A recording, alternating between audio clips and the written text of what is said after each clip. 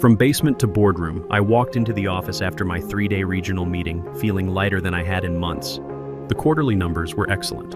Our project deadlines had all been met, and I'd even managed to secure additional budget for team training. The moment I stepped off the elevator, something felt wrong. The usual Monday morning buzz was missing from our department floor. The East Wing corridor where my team of 7 top-tier engineers worked was eerily quiet. If you love stories about workplace justice and strategic revenge that will leave you on the edge of your seat, hit that like button and subscribe right now. Every day brings completely new stories, each one more gripping than the last. "Blake!" I called out, looking for our lead developer who was always first to arrive. No answer. Our workspace, the one we'd earned after delivering 3 consecutive breakthrough projects, stood empty. Desks cleared, monitors gone, even the coffee machine we'd bought with our own money was missing. Only rectangular dust outlines remained where our equipment had been. I spotted Harley from accounting walking past. "Hey, what happened to my team?" "Oh." His expression shifted to something resembling pity. "You should check the basement. They moved them yesterday." The basement? We didn't even have office space in the basement. The elevator ride down felt eternal. Each floor passing by heightened my sense that someone was about to pay dearly for this decision. When the doors opened, I had to navigate through storage areas and maintenance rooms before finding a door with a hastily printed sign, Engineering Team B. I pushed it open to find my team huddled between exposed pipes and utility boxes. Their monitors balanced precariously on folding tables. Extension cords snaked across the concrete floor. Water dripped from a ceiling pipe, landing with rhythmic plunks into a bucket near Blake's makeshift desk. "What happened?" I asked, though their faces told me everything. Blake looked up, his jaw tight with controlled anger. "While you were gone, Parrish came down with movers. Said we needed to relocate immediately to make room for the new specialist. We had 30 minutes to pack everything." "A specialist? What specialist?" "Some productivity expert," added Kane, our youngest developer. "Parrish says he's going to revolutionize the whole department." I climbed back upstairs to our former workspace. Bright, airy, strategically positioned between the testing lab and design team. Now it housed a single person, a young man arranging framed certificates on what used to be my desk, while Parrish, our department head of 5 months, hovered nearby with an expression of unbridled admiration. "Ah, there you are," Parrish exclaimed when he spotted me. "Meet Felix, our new productivity transformation specialist. His revolutionary approach increased output 300% at his last 3 companies. He needs proper space to implement his vision." He lowered his voice. "Your team can manage downstairs until next quarter's budget review." I stared at Felix, who didn't even pause arranging his awards to acknowledge me. I nodded silently and returned to the basement where my team waited, the distant hum of industrial machinery vibrating through the walls. The Wi-Fi signal barely reached. The nearest bathroom was a single toilet behind a shower curtain.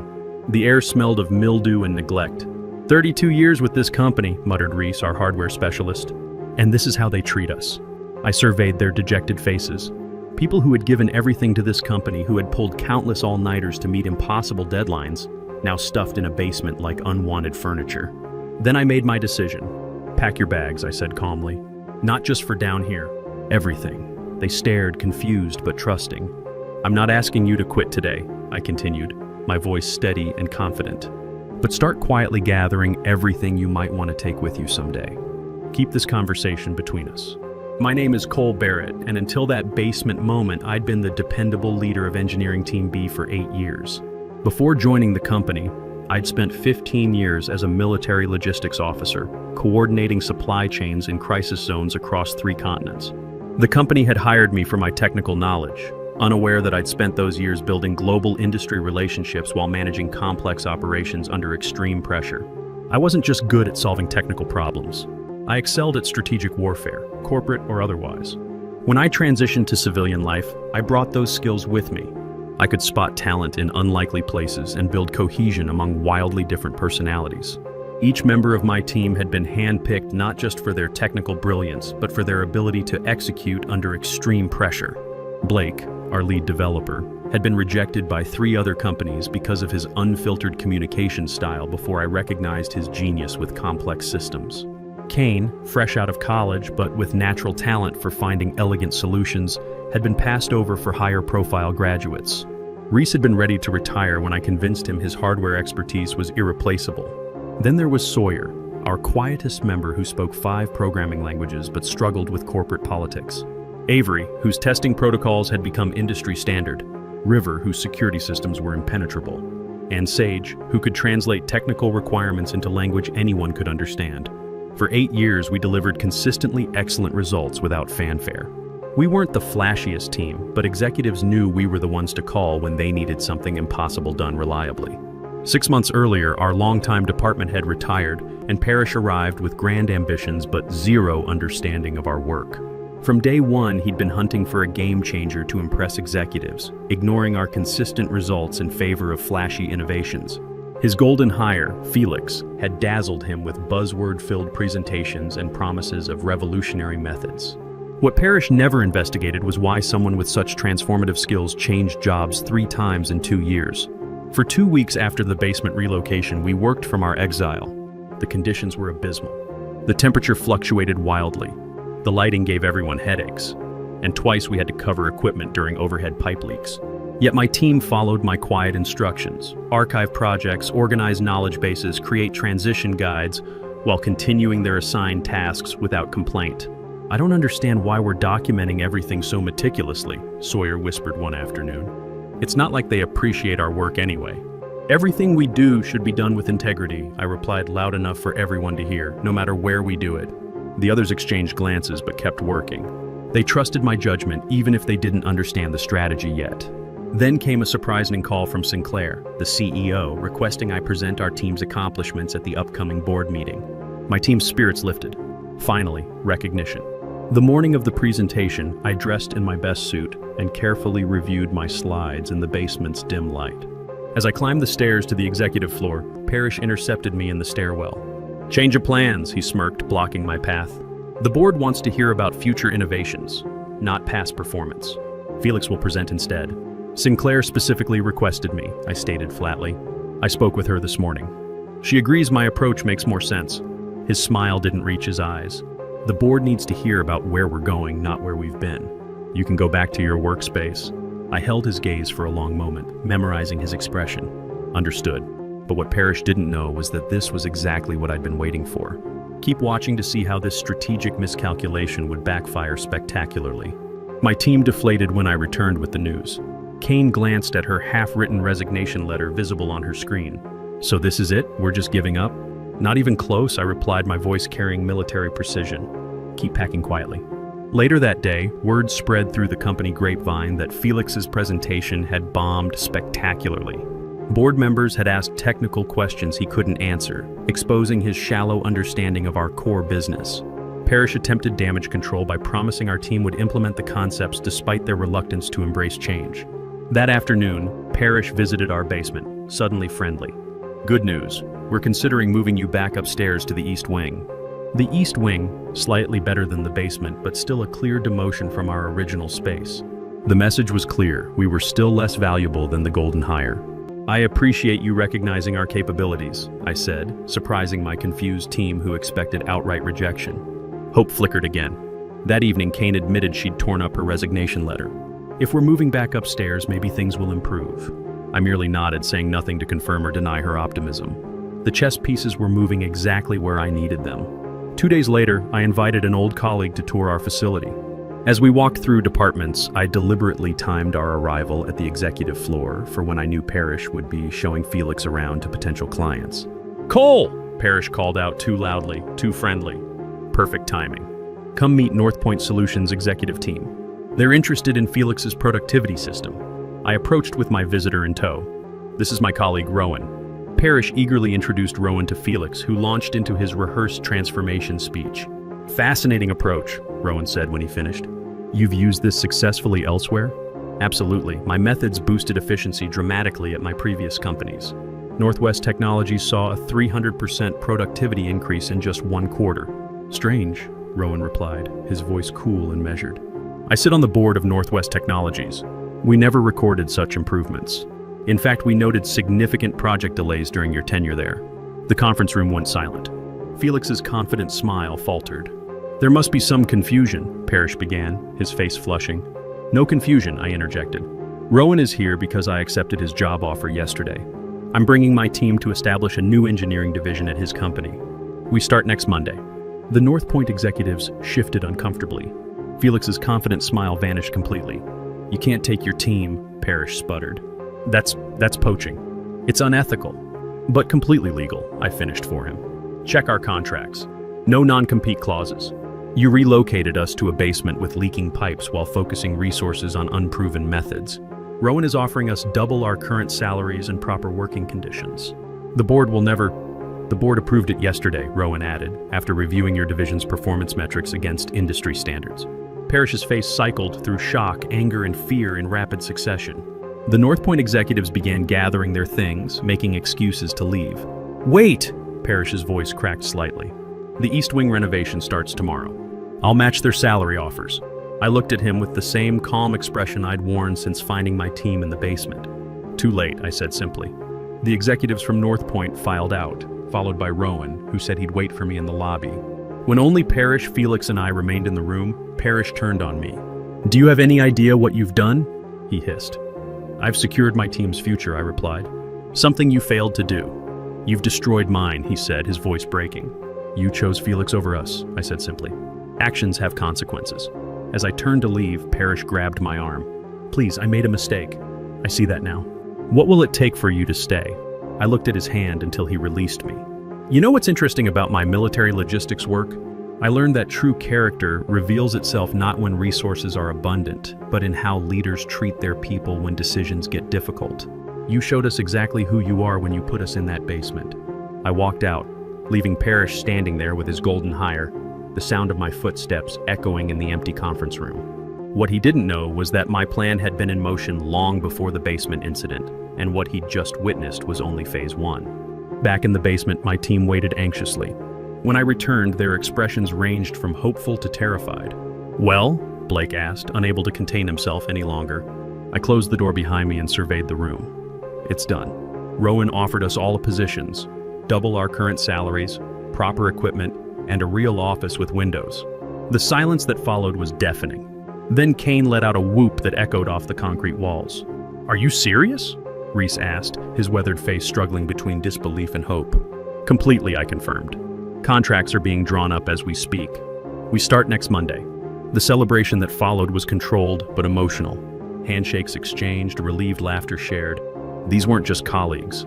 They were soldiers who had followed me through impossible missions and shared victories. I knew you wouldn't leave us in this basement forever, Sage said, shaking my hand firmly. But how did you pull this off so quickly? I hesitated. It wasn't quick. I've been laying groundwork for months. Their faces registered confusion. Months? River asked.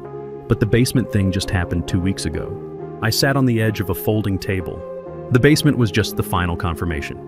I saw where things were heading the day Parrish arrived and started talking about fresh perspectives while ignoring our track record.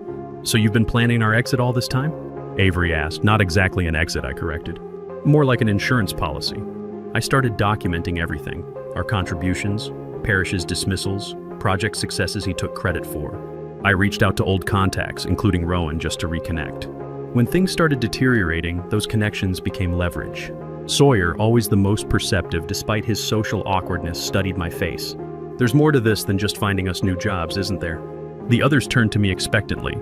Let's focus on the transition for now, I said carefully. We have 1 week to wrap things up properly. No loose ends, no unfinished projects. We leave with our professional reputations intact. What about Parrish? Blake asked, a dangerous edge to his voice. He knows we're all leaving, I confirmed. And he's panicking.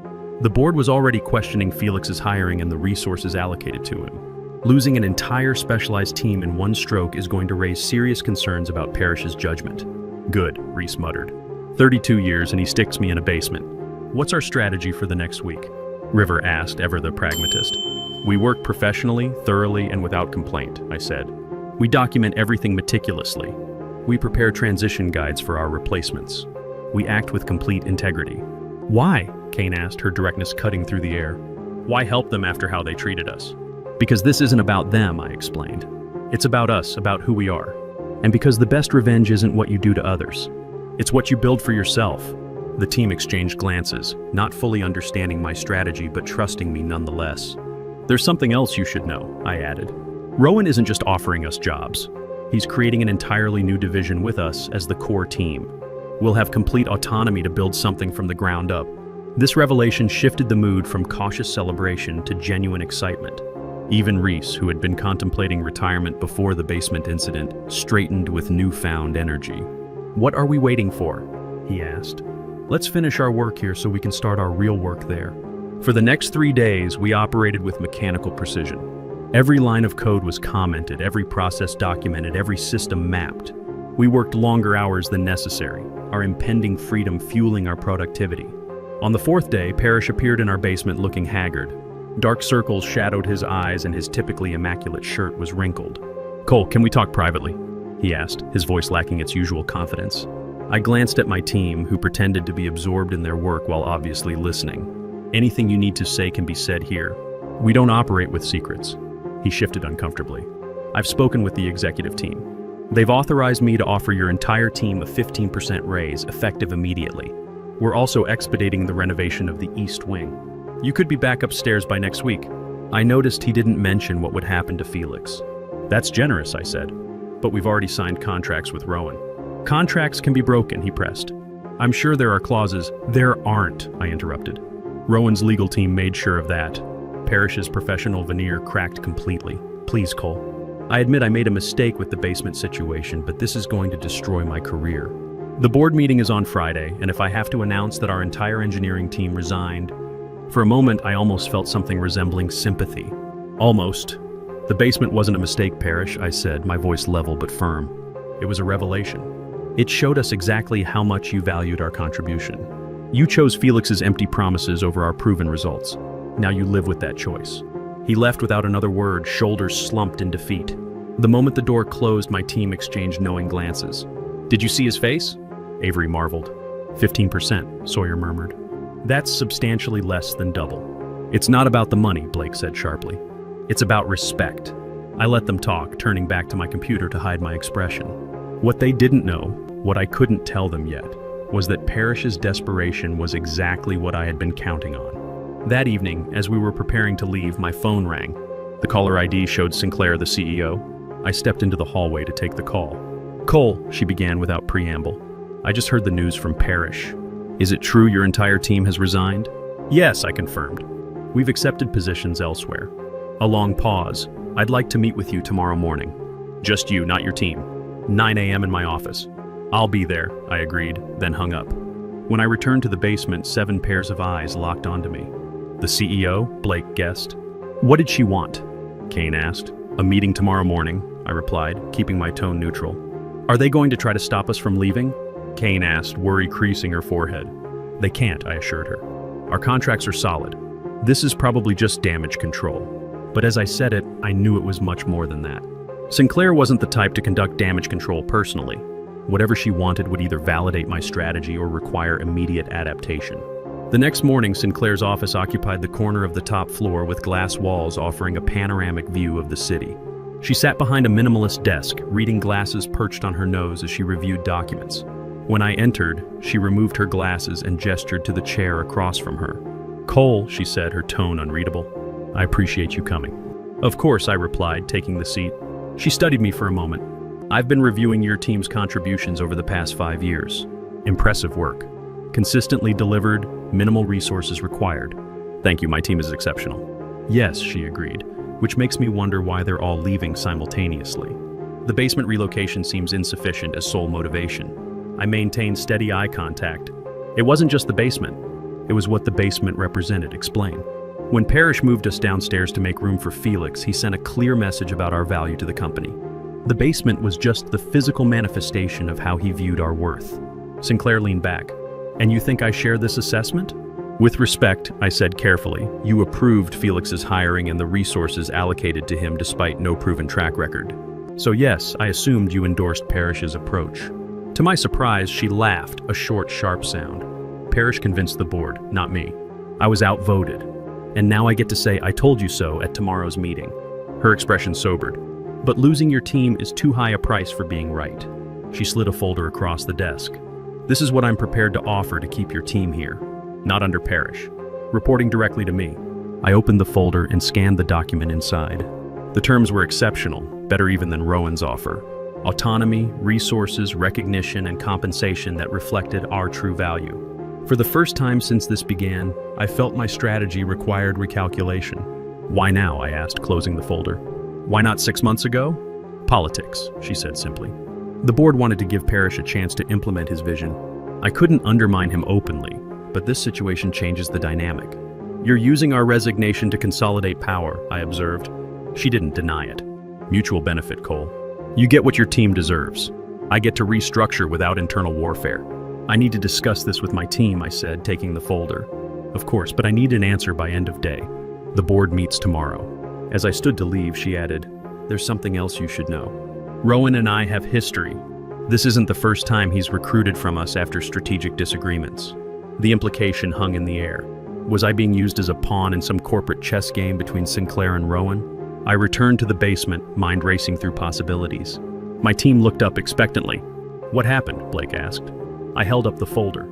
Sinclair wants us to stay. New department reporting directly to her. Better terms than Rowan's offer. The stunned silence was broken by Reese. She's trying to save face. Maybe, I acknowledged. Or maybe she's sincere. Either way, we need to discuss this. What followed was the most strategic conversation we'd ever had as a team. Options were analyzed, risks assessed, leverage calculated. The basement's dim lighting seemed fitting for the tactical planning we were conducting. I don't trust them, River said firmly. They only value us now that we're leaving. But building something new here with real support, Avery countered, we wouldn't have to start over somewhere else. Kane looked conflicted. What about our commitment to Rowan? We signed contracts. With exit clauses, I reminded her. Legally, we could accept Sinclair's offer. Sawyer, who had been quiet throughout, finally spoke. This decision isn't about what's best for us professionally. It's about what we can execute successfully. All eyes turned to me. What do you think, Cole? You've led us this far. I took a breath, calculating the final moves. This was the moment that would determine not just our careers, but the culmination of the strategy I'd been crafting for months. I think, I said slowly, that we should split our approach. Their faces registered surprise. Not permanently, I clarified. Strategically, 4 of us accept Sinclair's offer. 3 go with Rowan as planned. We maintain connections, share intelligence, and ensure we're never vulnerable to any single employer again. The silence that followed was profound. Then Blake began to nod slowly. That's tactically brilliant, he said. We become our own network. Neither company can take us for granted again. The tension broke as the team began discussing logistics, who would go where, how we'd coordinate, the advantages of having inside perspectives at 2 major companies. As they planned, I stepped away to make 2 calls. The first to Sinclair, the second to Rowan. Both conversations were challenging, but by their conclusion, I had secured what we needed. When I returned, the team had reached consensus on who would stay and who would go. I've spoken to both Sinclair and Rowan, I announced. They've agreed to our split approach with one condition: regular collaboration between the 2 teams on select projects. They're actually excited about the possibility. And which group will you lead? Sage asked the question everyone was thinking. I smiled, neither exclusively. I'll be consulting for both teams, dividing my time, building bridges rather than choosing sides. The relief in the room was evident. We'd found a solution that honored everyone's interests while creating something entirely unprecedented. As we celebrated our unconventional victory, my phone buzzed with a text from an unknown number. Board meeting moved up to tomorrow 9 a.m. Parrish presenting restructuring plan. Felix featured prominently. Thought you should know. A friend. I stared at the message, my mind rapidly recalculating. This changed the timeline, but not the objective. Change of plans, I announced, interrupting the celebration. We need to prepare for tomorrow's board meeting. Why? Reese asked. We've made our decision. Because I said tomorrow isn't just about our future. It's about ensuring everyone understands exactly why we're leaving and what they're losing. As I outlined what we needed to do, I saw understanding dawn on their faces.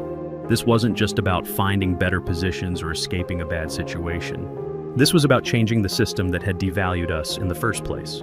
By midnight, we had everything prepared.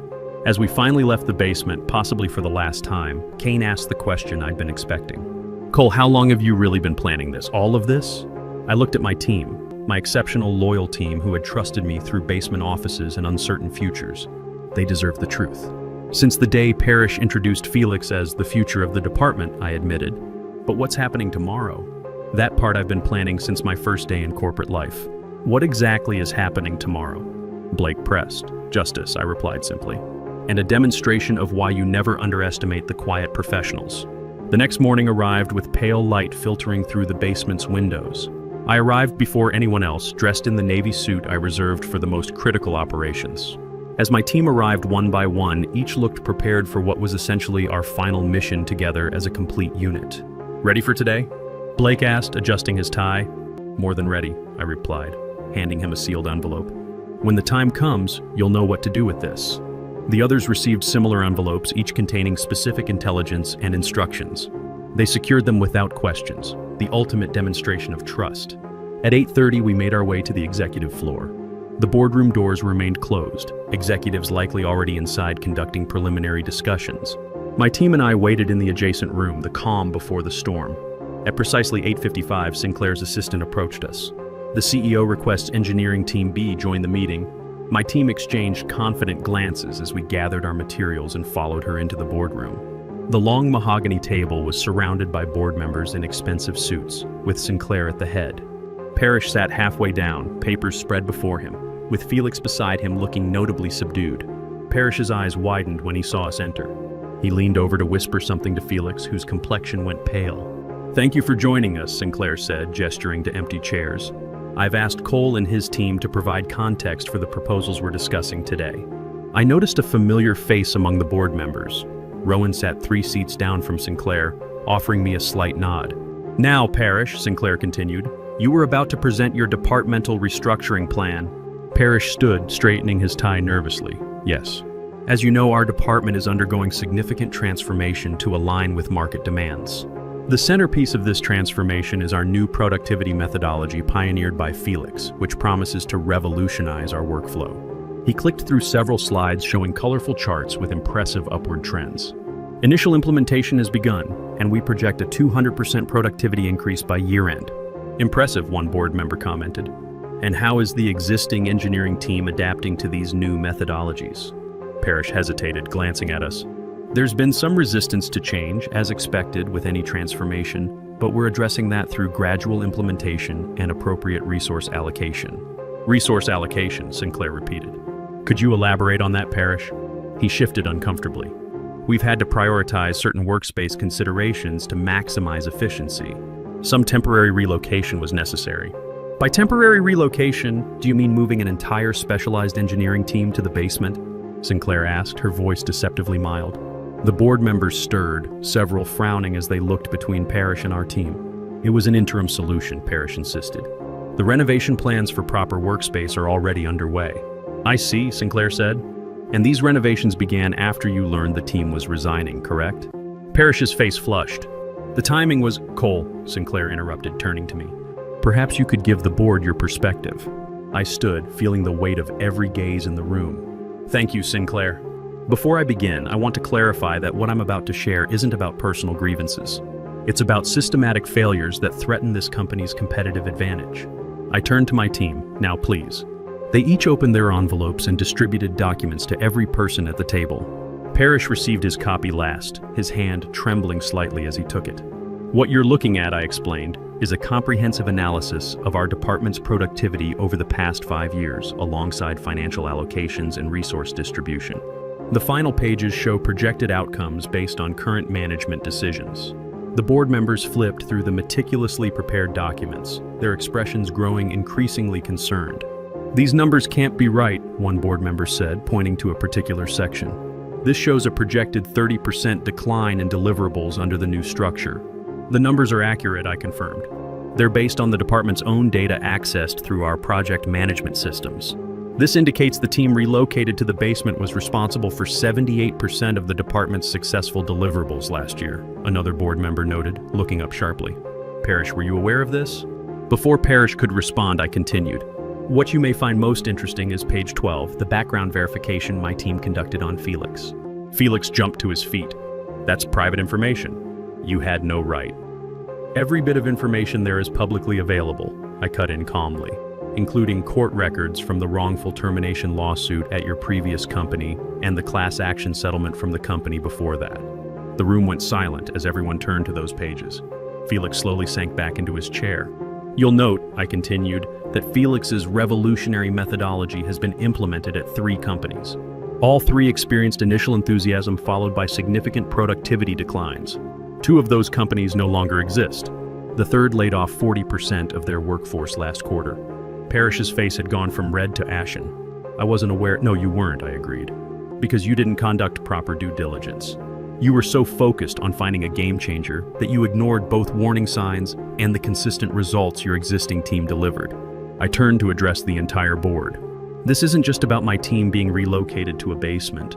It's about a management philosophy that values presentation over performance, that chases quick wins at the expense of sustainable growth. It's about decision-making that ignores data in favor of charisma. The silence that followed was profound. Even Sinclair seemed impressed by the thoroughness of our presentation. Finally, the board chair spoke. Sinclair mentioned your team has received offers elsewhere. Given what you've shown us, I understand why. But I'm curious, why bring this to us now when you're already leaving? I smiled. Because I believe in this company despite recent management decisions, and because my team and I have developed an alternative structure that would benefit everyone. I nodded to Sage, who distributed a second set of documents. This proposal suggests splitting our team between continuing here and joining Rowan's company, with collaborative projects between the two. It provides stability during transition, maintains crucial institutional knowledge, and creates a partnership that could strengthen both companies. Rowan spoke up. I've reviewed this proposal thoroughly and fully support it. This arrangement would be unprecedented in our industry and potentially revolutionary. The board chair studied the proposal, then looked at Parrish. And where do you fit in this new structure? Before Parrish could respond, I answered, that's for the board to decide. Our proposal requires leadership that values substance over style, results over presentations. The board chair nodded slowly, then turned to Parrish. I think we need to continue this discussion privately. Cole, thank you for your candor and strategic thinking. Would you and your team give us the room? As we gathered our materials to leave, Parrish finally found his voice. This is a setup, he hissed. You've been planning this for months. I met his gaze steadily.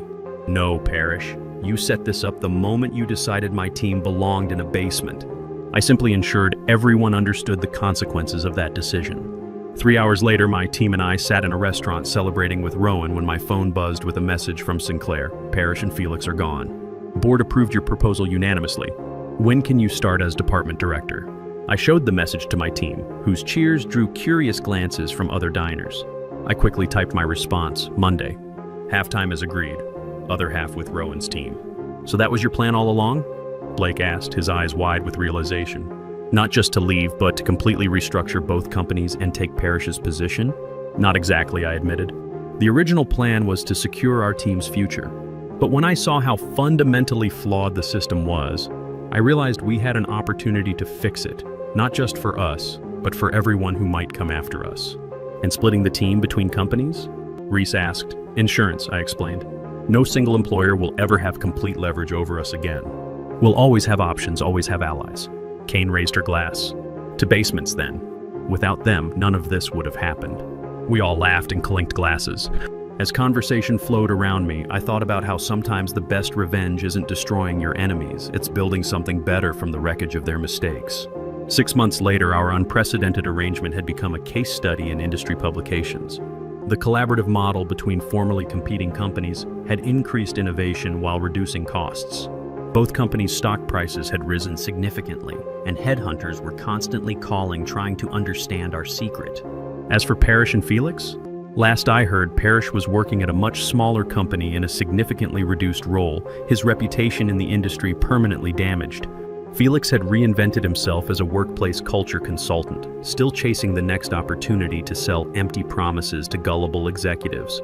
And my team? No longer in any basement, we occupied bright, modern offices in both companies.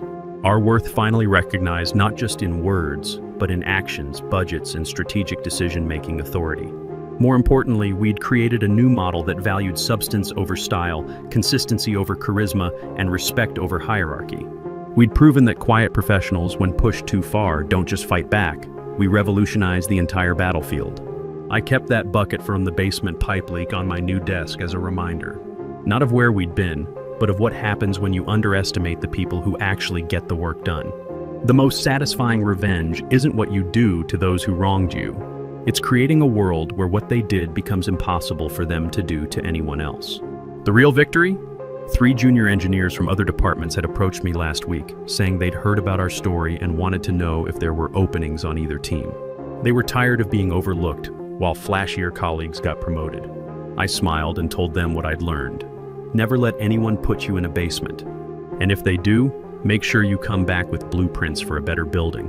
The revolution wasn't just about us anymore. It was about changing how the entire industry thought about talent, respect, and what real productivity actually looked like. And it all started with a leaking pipe and 7 engineers who refused to accept that a basement was where they belonged. If you enjoyed this story of workplace justice and strategic thinking, smash that like button and drop a comment letting me know what you think.